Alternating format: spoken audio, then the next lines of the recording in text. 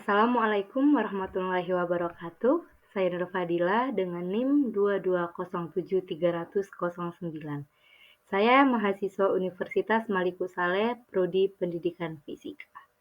Nah, pada kali ini saya akan menjelaskan materi yang ada pada pendidikan fisika, yaitu momentum dan impuls.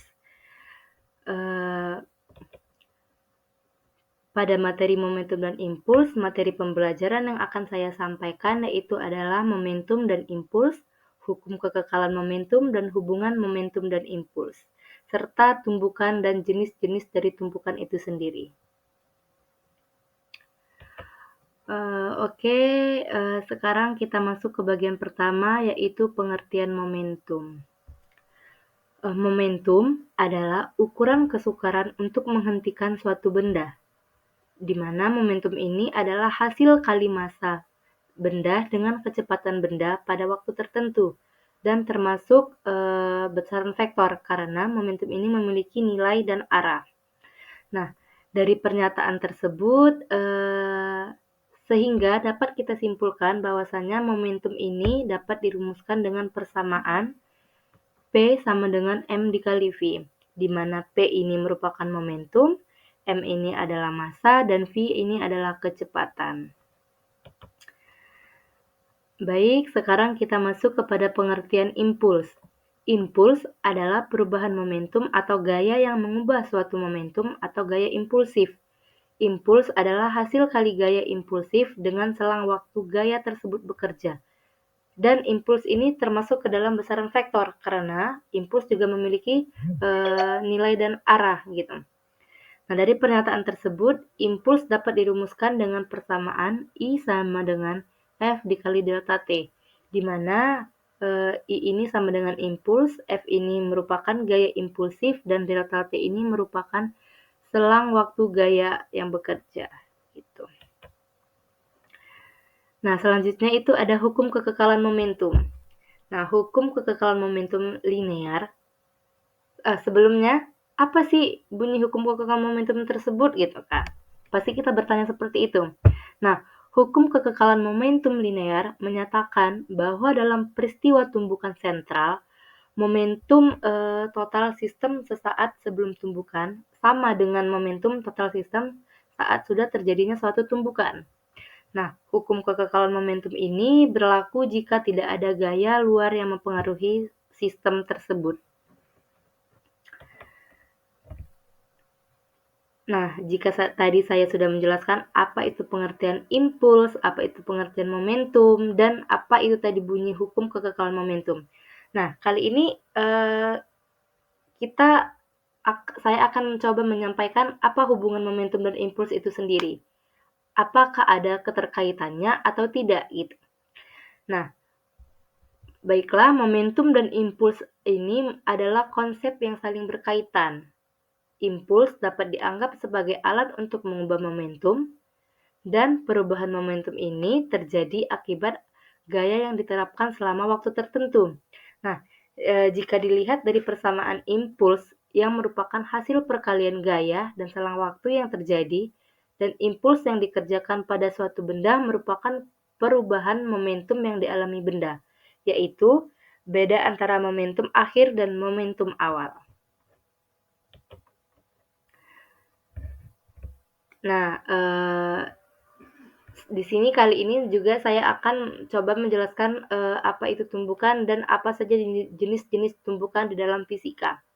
Nah, tumbukan adalah interaksi antara dua objek yang saling mengundang, di mana terjadi pertukaran momentum dan energi. Selama tumbukan, gaya signifikan diterapkan antara kedua benda, yang mengakibatkan perubahan kecepatan dan arah gerak mereka. Nah, dalam fisika ini tumbukan dibedakan menjadi 3, yaitu ada tumbukan lenting sempurna, ada tumbukan lenting sebagian, dan tumbukan tidak lenting sama sekali.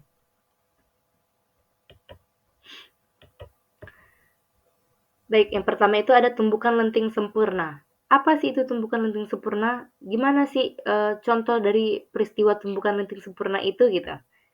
Nah, tumbukan lenting sempurna itu adalah jenis tumbukan di mana kedua benda yang bertumbukan saling memantul tanpa kehilangan energi kinetik. Dalam tumbukan ini, total momentum dan total energi kinetik sebelum dan sesudah tumbukan tetap konstan. Dalam keadaan ini juga tidak ada energi yang hilang karena deformasi atau panas karena adanya deformasi atau panas gitu. Contoh dari peristiwa tumbukan lenting sempurna ini dapat kita lihat tumbukan antara bola-bola biliar yang ideal. Seperti itu. Yang kedua itu ada tumbukan lenting sebagian.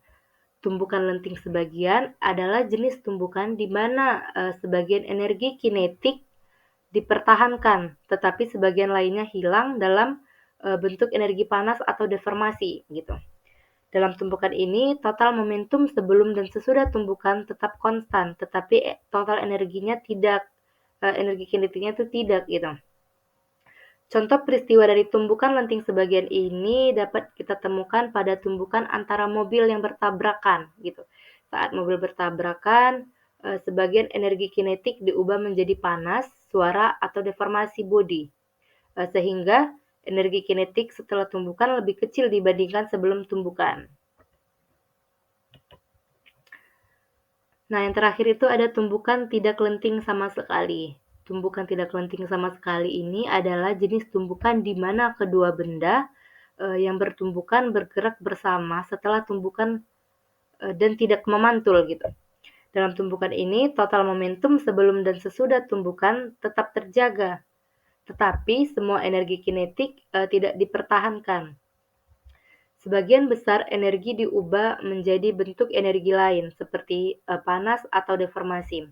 Nah, contoh dari peristiwa tumbukan tidak lenting sama sekali ini dapat kita lihat pada ketika dua mobil bertabrakan dan kemudian saling menempel, bergerak bersama setelah tumbukan gitu.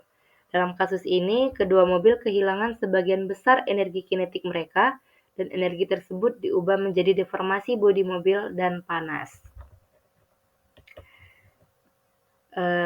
Nah, tadi kan saya sudah menjelaskan itu apa pengertian momentum, impuls, hubungan antara momentum dan impuls, bunyi hukum kekekalan momentum itu, dan jenis-jenis tumbukan.